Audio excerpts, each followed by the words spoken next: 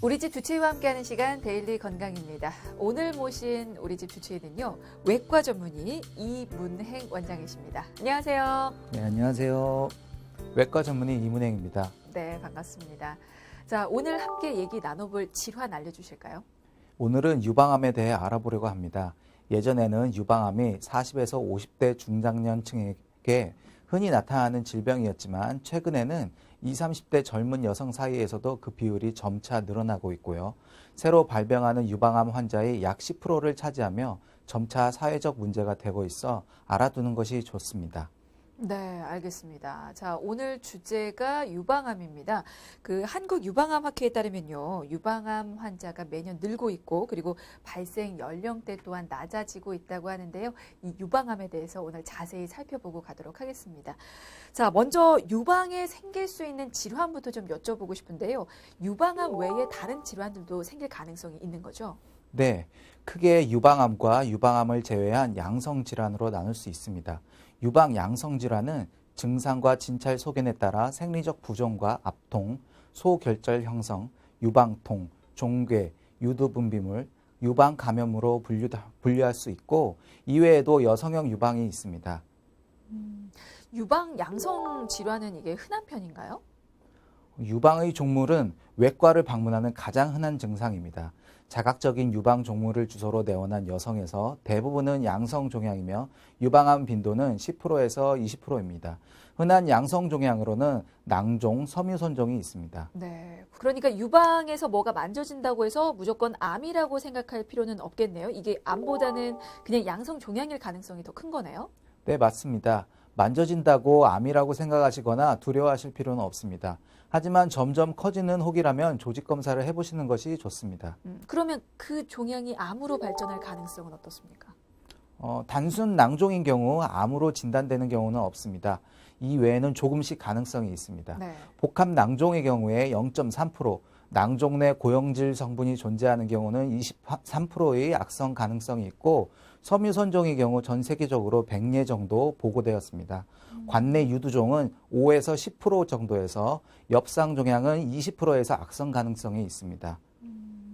그러면 그냥 단순히 양성 종양일 때도 암이 아니니까요. 이게 혹시 치료를 또 해야 하는지도 궁금한데요. 양성 종괴로 분류된 여성은 1에서 2년간 6개월 간격으로 추적 검사를 시행합니다. 네. 추적 검사에서 크기가 20% 이상 커지는 경우 즉시 수술적 절제를 생검을 시행하여야 합니다. 네. 유방암이 평균 2배 정도 커지는 기간은 100일 정도입니다. 그렇군요.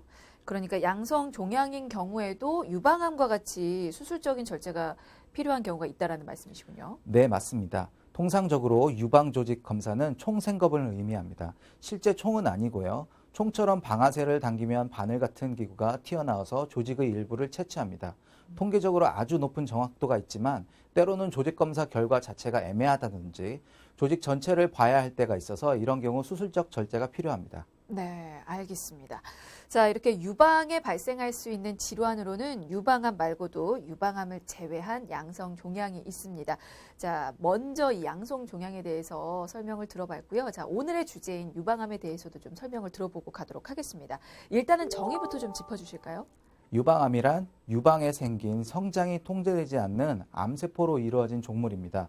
통상적으로 유방암은 유방의 유관과 유선의 유방 조직에서 발생한 암을 말하고 우리 몸의 다른 기관에서도 전이될 수 있습니다. 네, 최근에 국내에서 유방암 환자가 매년 늘고 있다고 하는데요. 그 이유도 좀 여쭤볼까요?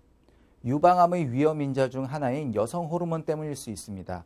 빠른 초경, 늦은 폐경, 늦은 결혼, 모유 수유를 하지 않는 것 때문에 여성 호르몬에 많이 노출되어 유방암 환자가 늘어나고 있는 것으로 보입니다. 그러니까 결정적으로 원인을 제공하는 건 호르몬인 거고 그렇기 때문에 뭐 출산 횟수라든지 수유 기간도 이 유방암 발병에 직접적으로 연관이 있다라고 할 수가 있겠군요.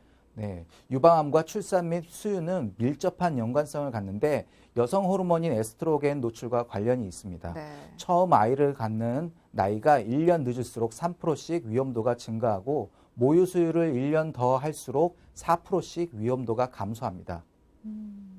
근데 전체적으로 유방암 환자가 느는 건 느는 건데 그 발병 연령대도 점점 낮아지고 있다고 해요. 그래서 3, 40대 젊은 환자들도 늘고 있다고 하거든요. 그건 어떤 이유가 있습니까?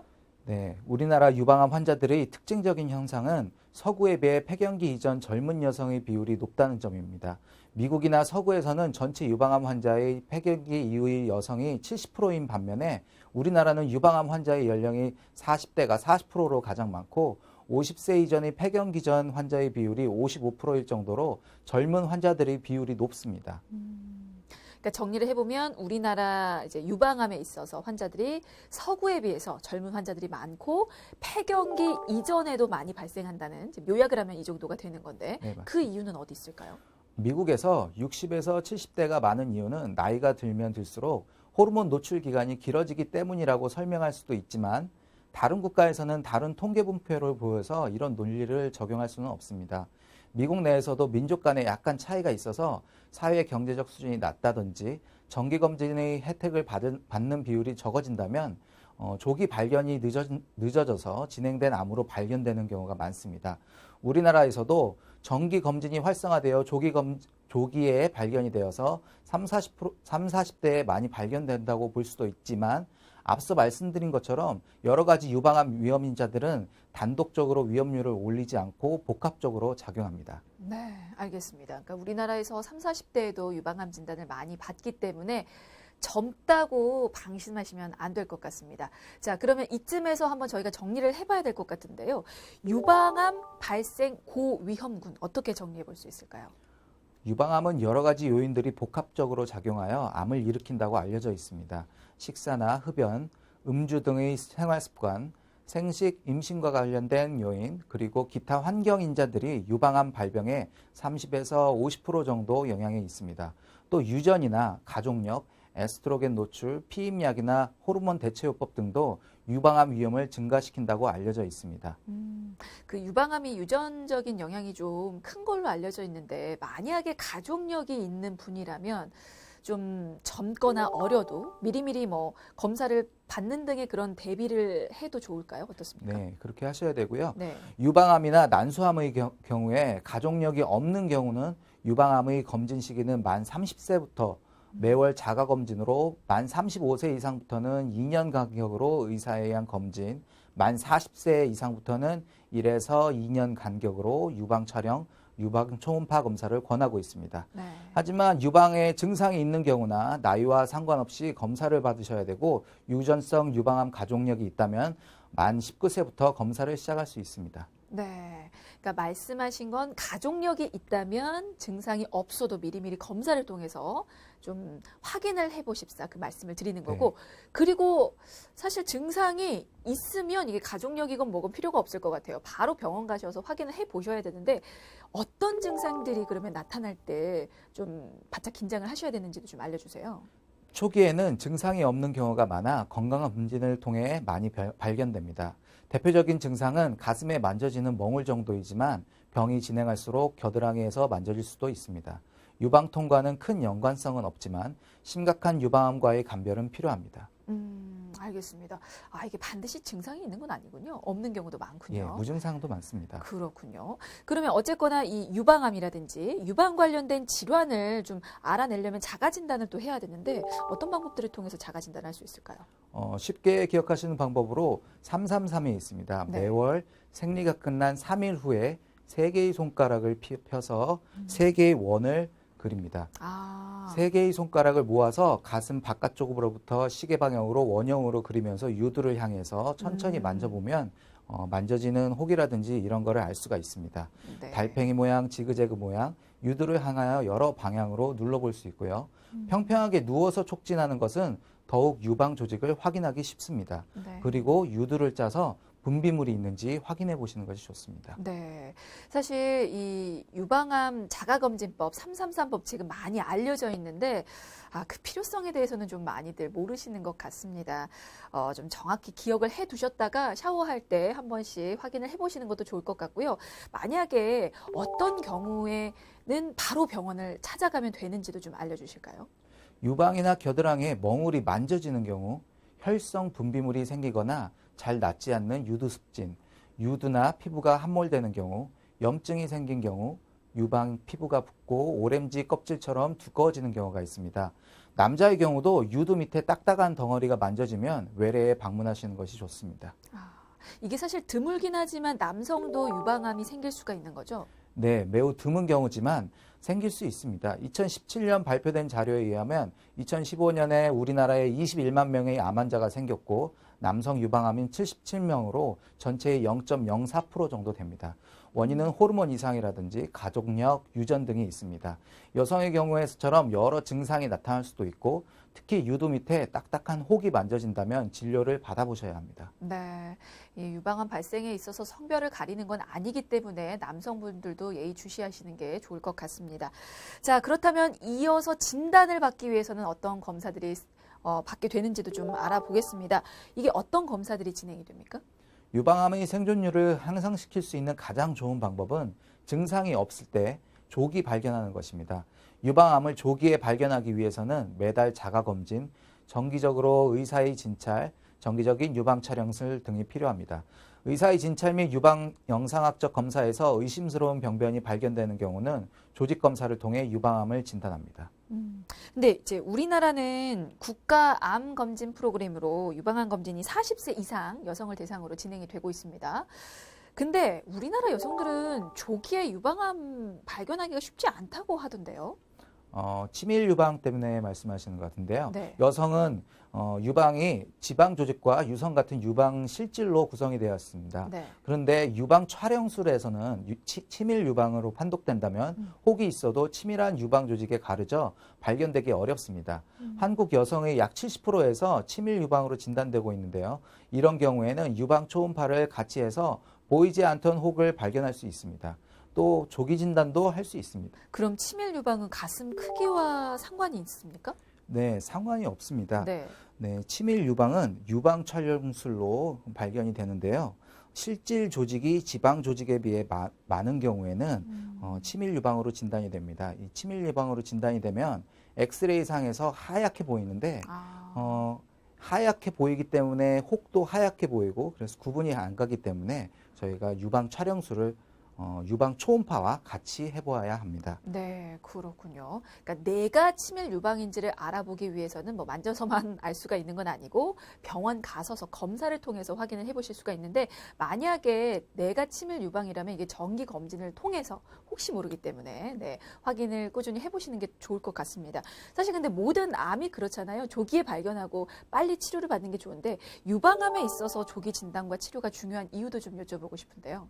암이 치료에 잘 반응하는가를 알려주는 지표는 보통 5년 생존율을 기준으로 합니다.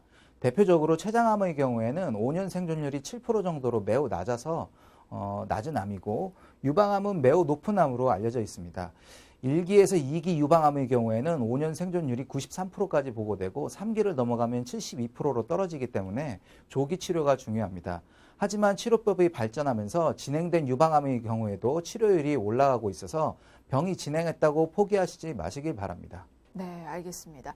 자, 그러면 유방암은 어떻게 치료가 진행이 되는지도 알아보겠습니다. 사실 외과적인 절제들 좀 많이들 생각을 하실 텐데 이 절제법 말고도 다른 치료들 병행이 되잖아요. 어떤 치료법들이 있습니까? 일단 외과적으로 절제는 해야 되고요. 네. 유방암으로 진단이 되면 네. 크게 수술, 항암화학요법, 보조호르몬요법, 방사선요법, 표적치료가 있습니다. 네. 수술은 전절제술, 부분절제술이 있으며 부분절제를 한 경우에 방사선요법이 필요합니다. 항암화학요법이나 보조호르몬요법 등의 치료 유무는 조직 검사 결과에 따라 달라질 수 있습니다. 이런 여러 가지 치료들이 병행되면서 치료율이 올라갔다고 볼 수 있습니다. 그러면 수술을 하게 되면 바로 재건술을 또 들어갈 수가 있는 겁니까? 전절제술을 받는 경우 동시에 등 근육 피판을 이용한 재건술을 받을 수 있습니다. 이는 미용적으로 우수하며 삶의 질이나 만족감을 높일 수 있습니다. 그렇군요. 유방암이 재발이라든지 전이가 좀 잦은 암으로 알려져 있는데 그 부분에 있어서도 좀 설명을 부탁드릴까요? 수술 후 조직 검사 결과가 제일 중요합니다. 재발률은 처음 진단 병기와 치료에 따라서 10% 미만에서 50% 이상까지 차이가 있을 수 있습니다. 또한 유방암 환자의 5에서 10%에서 원격 전이가 동반이 됩니다.